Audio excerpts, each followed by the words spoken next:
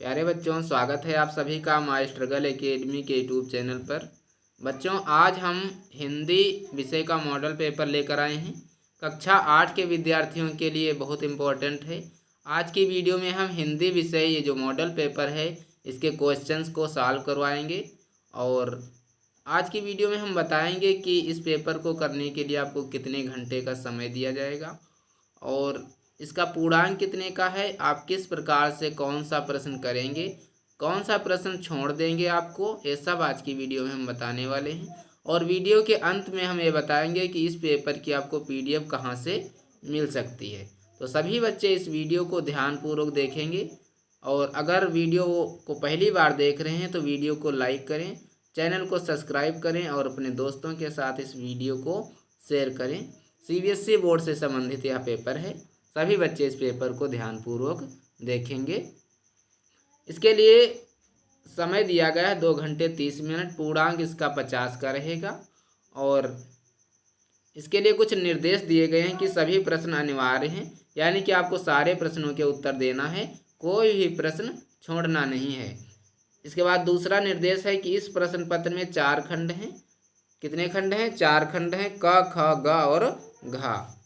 और इसके बाद तीसरा है यथासंभव प्रत्येक खंड के उत्तर क्रमशः दीजिए, यानी कि प्रत्येक खंड के आपको आंसर उसी खंड में ही देना है। ऐसा नहीं है कि खंड का प्रश्न आप खंड खा में लिखें, आपको क्रमवार सारे खंडों के आंसर लिखने हैं।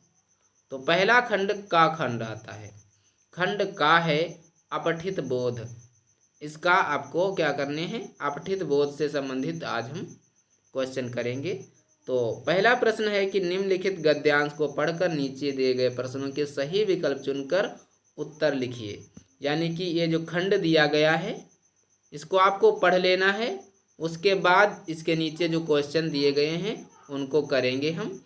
तो इसके लिए आपको 5 नंबर दिए जाएंगे, पूरा करोगे आपको। तो एक बार हम पढ़ लेते हैं इसको। प्रकृति का संतुलन बिगड़ने की दिशा में हम पिछले 200-300 वर्षों के दौरान इतना अधिक बढ़ चुके हैं कि अब पीछे हटना असंभव सा लगता है। जिस गति से हम विभिन्न क्षेत्रों में प्रकृति संतुलन बिगाड़ते हैं, इसमें कोई व्यवहारिकता नहीं प्रतीत होती है, क्योंकि हमारी अर्थव्यवस्थाएं और दैनिक आवश्यकताएं इस गति के साथ जुड़ सी गई हैं। क्या हमें ज्ञात नहीं कि जिसे हम आहार समझ रहे हैं वह वस्तुतः हमारा दैनिक विष है, जो सामूहिक आत्महत्या की दिशा में हमें लिए जा रहा है।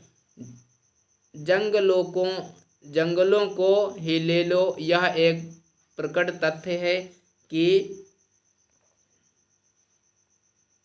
विभिन्न देशों की वन संपत्ति अत्यंत तीव्र गति से क्षीण होती जा रही है।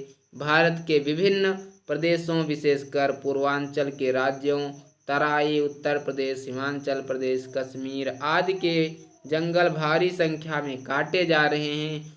खूब अच्छी तरह यह जानते हुए भी कि जंगलों को काटने का मतलब होगा भूमि को आरक्षित करना, बाढ़ों को बढ़ावा देना और मौसम के बदलने में सहायक बनना। तो ये था आपका गद्यांश। अब हम इससे संबंधित क्वेश्चंस करने वाले हैं। तो पहला प्रश्न है कि उपरोक्त गद्यांश का उपयुक्त शीर्षक लिखिए। इसका आपको शीर्षक लिख देना है और इसमें आपको बताना है कि इसका शीर्षक कौन सा है। इसके लिए 4 ऑप्शन भी दिए गए हैं, क, ख, ग और घ। तो आपको इसमें जो सही होगा सिर्फ वही वाला आपको उत्तर अपनी उत्तर पुस्तिका में लिखना है। पहला है क है आकाश असंतुलन, ख है हवा संतुलन, ग है प्राकृतिक असंतुलन, घ है भूमि असंतुलन। तो ये जो है ये इसका शीर्षक हो जाएगा प्राकृतिक असंतुलन। ग वाला आपका राइट होगा। तो आप अपनी उत्तर पुस्तिका में उत्तर लिखेंगे, उसके बाद लिख देंगे ग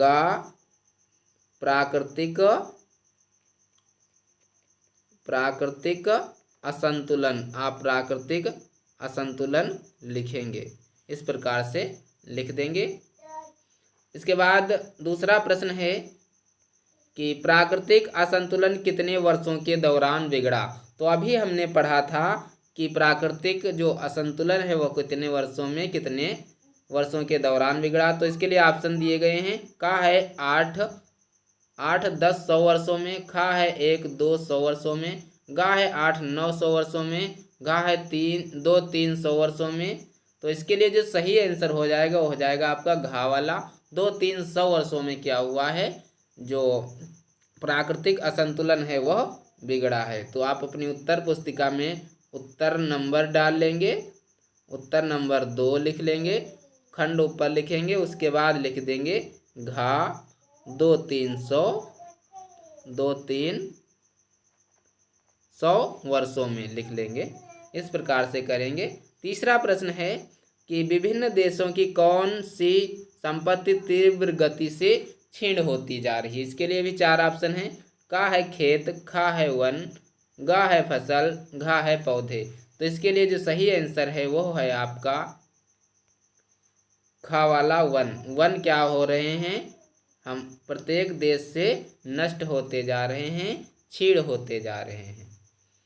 इसके बाद है चौथा प्रश्न है कि जंगलों को काटने का अर्थ किसको अनारक्षित करना है।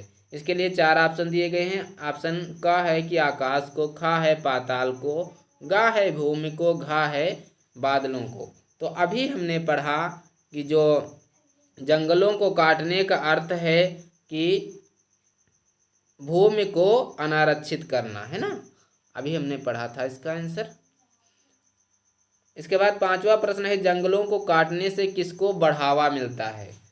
तो इसके लिए का ऑप्शन है बाढ़ों को, खा है तूफान को, गा है सुनामी को, घा है लहरों को। तो इसके आंसर में हम लिखेंगे, इसका जो सही आंसर है वो है आपका बाढ़ों को, क्योंकि जंगल को काटने से क्या होता है, बाढ़ को बढ़ावा मिलता है।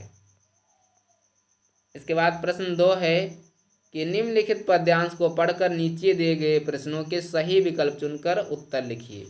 ये जो पद्यांश दिया गया है इसको पढ़ लेना है, इसके बाद इसके आंसर को करना है। तो चलिए एक बार हम पढ़ लेते हैं। मैं बढ़ा ही जा रहा हूँ, मैं बढ़ा ही जा रहा हूँ, पर तुम्हें भूला नहीं हूँ। चल रहा हूँ क्योंकि चलने से थकावट दूर होती है। चाहता तो था कि रुक लूं पार्श में क्षण भर तुम्हारे, किंतु अगणित स्वर बुलाते हैं मुझे बाहें पसारे।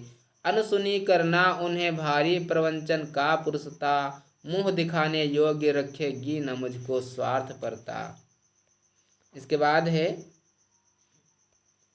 इसलिए ही आज युग की देहली को लांघ कर मैं पथ नया अपना रहा हूँ, पर तुम्हें भूला नहीं हूँ। आज शोषक शोषितों में हो गया जग का विभाजन, अस्थियों की नींव पर अकड़ रहा प्रासाद का तन। तो ये था आपका पद्यांश। अब इस पर आधारित हम इसके क्वेश्चंस करने वाले हैं। अगर वीडियो अच्छा लग रहा है तो वीडियो को लाइक करें, चैनल को सब्सक्राइब करें और अपने दोस्तों के साथ इस वीडियो को शेयर करें। पहला प्रश्न है कवि क्यों चलता है। अभी हमने पढ़ा कवि क्यों चलता है, आपको याद है तो आप अपनी उत्तर पुस्तिका में सबसे पहले लिख लें। का है इसके लिए क्योंकि चलने से थकावट दूर होती है। खा है इससे इसका काम बनता है, इससे उसका काम बनता है। गा है इससे वह समाज सेवा करता है। घा है इनमें से कोई नहीं। कवि क्यों चलता है, तो अभी हमने पढ़ा था क्योंकि चलने से क्या होती है, थकावट दूर होती है। का वाला आपका सही आंसर हो जाएगा। आप अपनी उत्तर पुस्तिका में का क्योंकि चलने से थकावट दूर होती है लिख लेंगे। दूसरा प्रश्न है कवि को कौन अपनी ओर बुलाते हैं। कवि को कौन अपनी ओर बुलाते हैं, इसके लिए 4 ऑप्शन दिए गए हैं। अगणित स्वर, खा है लोग, गा है दुखी, घा है प्रवंचित। इनमें कौन सा ऑप्शन सही है, चलिए एक बार हम उस पद्यांश से देख लेते हैं। कवि को कौन अपनी ओर बुलाते हैं, देखो यहाँ पर लिखा हुआ है किंतु अगणित स्वर बुलाते हैं मुझे बाहें पसारे। कौन बुलाता है, अगणित स्वर। तो जहाँ जहाँ पर भी अगणित स्वर आपको दिखे वही वाला ऑप्शन आपका सही हो जाएगा। अगणित स्वर यानी कि का वाला आपका आंसर होगा अगणित स्वर। तीसरा प्रश्न है जग के विभाजन का क्या आधार है। तो इसमें 4 ऑप्शन दिए गए हैं। क है शोषित शोषितों में, ख है उच्च नीच में, ग है धनी निर्धन में, घ है अच्छे बुरे में। तो जग के विभाजन का क्या आधार है, चलिए इसका भी हम आंसर देख लेते हैं इसी पद्यांश में। देखो यहाँ पर लिखा है आज शोषितों में हो गया नया जग का विभाजन। तो क्या है, शोषित और शोषितों में आपको जहाँ कहीं भी दिखे उसी पर आपको टिक कर लेना है, वही आपका सही आंसर हो जाएगा। शोषित और शोषितों में क्या है, जग के विभाजन का आधार है। इसके बाद चौथा प्रश्न है जग शब्द का पर्यायवाची। का है बर्तन, खा है संसार, गा है जगना, घा है भागना। सभी को पता होगा जग का पर्यायवाची जो होता है संसार होता है, खा आपका सही आंसर है। पांचवा प्रश्न है कि आज कवि आज किसको लांघ कर नया पथ अपना रहा है। ये आपको इसका आंसर आपको देना है। का है सीमाओं को, खा है नदियों को, गा है युग की दहली को, घा है पहाड़ों को। कवि किसको लांघ कर नया पथ अपना रहा है। तो चलिए इसका भी आंसर हम अपने पद्यांश से देख लेंगे। आपको भी ऐसे ही करना है, आप अपने जो प्रश्न पत्र होगा उसी से आपको देख लेना है कौन सा क्वेश्चन आपका सही होता है। इसमें देखो लिखा है इसीलिए ही आज युग की देहली को लांघ कर, किसको लांघ कर, युग की देहली को लांघ कर कवि क्या कर रहा है, अपना नया पथ बना रहा है। तो जहाँ कहीं भी युग की देहली लिखा होगा वही हम टिक कर देंगे। तो देखो गा वाला आपका सही ऑप्शन हो जाएगा, युग की देहली गा, ये आपका सही आंसर है। इसके बाद खंड खा है रचनात्मक लेखन। अब हम लेखन के क्वेश्चन करने वाले हैं। तो इसमें प्रश्न 3 है अपने विद्यालय के प्रधानाचार्य को विद्यालय छोड़ने का प्रमाण पत्र मांगते हुए प्रार्थना पत्र लिखिए। इसमें आपको प्रार्थना पत्र लिख देना है, या तो आप अथवा में आप अपना जन्मदिन धूमधाम से मना रहे हैं, अपने मित्र को भी उसमें शामिल होने हेतु पत्र लिखिए। ये 5 नंबर में है, ये आप 2 में से 1 कर सकते हो। चौथा प्रश्न दिया गया है कि निम्नलिखित विषयों में से किसी एक विषय पर निबंध लिखिए। 5 नंबर का है ये। का है कि राष्ट्रीय पर्व गणतंत्र दिवस पर निबंध लिख सकते हैं। का है कंप्यूटर का महत्व, गा है प्रदूषण एक समस्या, घा है रंगों का त्यौहार होली। 4 में से आप किसी एक पर क्या कर सकते हैं, निबंध लिख सकते हैं। 5 नंबर आपको मिल जाएंगे। इसके बाद है खंड गा, व्याकरण से संबंधित ये है, खंड गा व्याकरण से संबंधित है। इसमें प्रश्न 5 निर्देशानुसार उत्तर दीजिए। दाता इक प्रत्यय से बनने वाले दो शब्द लिखिए, यानी कि इक प्रत्यय से बनने वाले दो शब्द लिखिए। ये आपको लिख देने हैं, 2 नंबर इसके लिए मिल जाएंगे। दूसरा है उपसर्ग अलग कीजिए। देखो अभिमान सचित्र लिखा है, तो अभिमान में अभी क्या है, आपका उपसर्ग है, अभी ये उपसर्ग है, और यहाँ पर जो मान है आपका वह मूल शब्द है। तो आपको सिर्फ क्या करना है, उपसर्ग अलग करना है। तो सिर्फ आप अभी लिख देंगे, क्या लिखेंगे, अभी लिख देंगे। और दूसरे में सचित्र लिखा हुआ है, तो सा क्या है, आपका उपसर्ग है, और चित्र जो है वो मूल शब्द है। तो आप उसको सिर्फ क्या करना है, अपनी उत्तर पुस्तिका में अभी कामा लगा करके सा लिख देना है, ये उपसर्ग हैं। इसके बाद है तीसरा है प्रश्न कि निम्नलिखित वाक्यों में से कारक छांटकर कारक का नाम लिखिए। क्या करना है, आपको कारक भी छांटना है, उसका नाम भी लिख देना है। तो पहला है का है कि कक्षा में छात्र चुपचाप पढ़ रहे थे। तो इसमें कौन सा कारक है, में कारक है। में क्या है, कारक है, लेकिन कौन सा कारक है, तो में क्या होता है, में पेपर, में पेपर, ये क्या है, ये संबंध कारक हैं।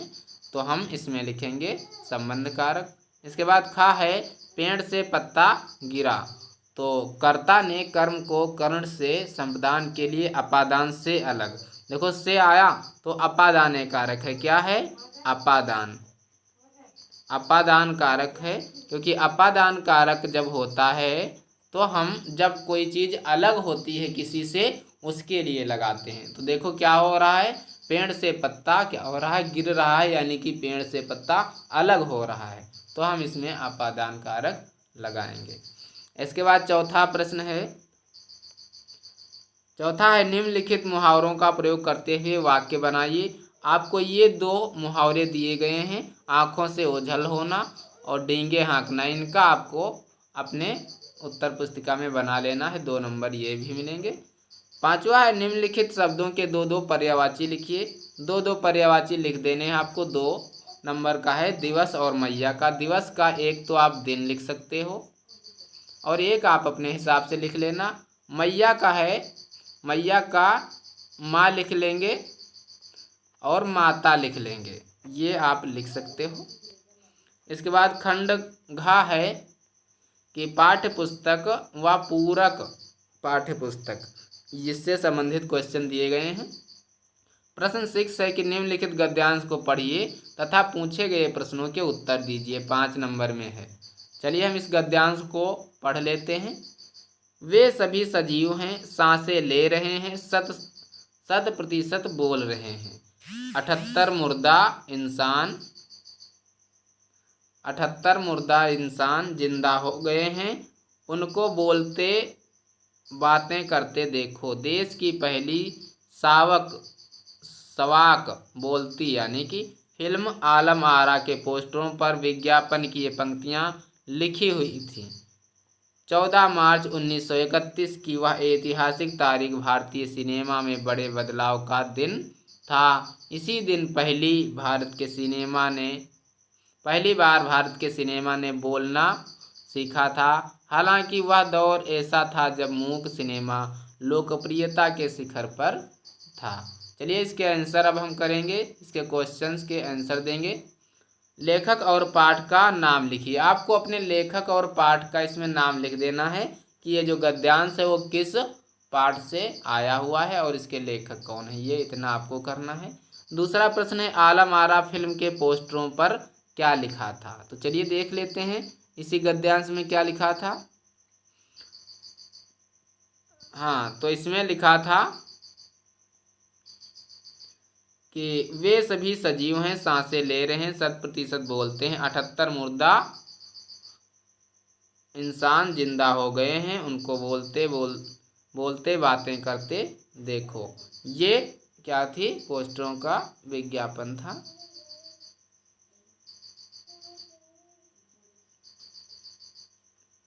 इसके बाद करेंगे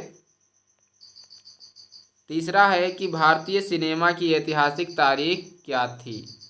तो चलिए देख लेते हैं ऐतिहासिक तारीख। इसमें ऐतिहासिक जो तारीख थी 14 मार्च 1931, ये आप लिख लेंगे 14 मार्च 1931। और इस दिन का बदलाव क्या आया ये भी देख लेते हैं। हाँ, इस दिन पहली बार भारत के सिनेमा ने बोलना सीखा था। क्या किया था, पहली बार ये फिल्म बनी थी जिसमें बोला गया था, बोलना सीखा था। पहले क्या होती थी, मूक फिल्में चलती थी, उसमें कोई बोलता नहीं था। हालांकि वह दौर ऐसा था जब मूक सिनेमा लोकप्रियता के शिखर पर था। क्या था, पहली बार ये फिल्म बनी थी जब आवाज़ इसमें लगाई गई थी। इसके बाद प्रश्न नंबर 7 है कि निम्नलिखित गद्यांश को ध्यानपूर्वक पढ़िए तथा उस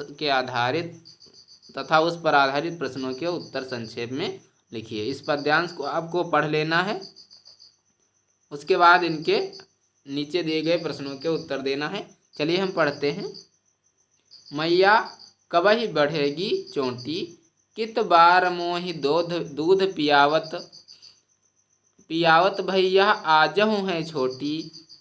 तू तो कहत बाल की बेनी, ज्यों कहवे लांबी मोटी। काढ़त गुहत नहावत जय हैं, नागिन सी भुई लोटी। कांचो दूध पियावत पच पच, देत न माखन रोटी। सूर चिरजीवो दो भैया, हरि हलधर की जोटी।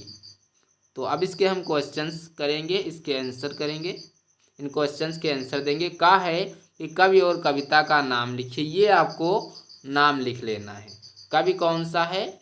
कवि तो सूरदास जी हैं। और कविता का क्या नाम है ये आपको पता होगा कि कौन सी कविता है। और खा है, इस पद में कौन किस से क्या पूछ रहा है? तो देखो इसमें जो श्री कृष्ण भगवान हैं, कौन है? श्री कृष्ण भगवान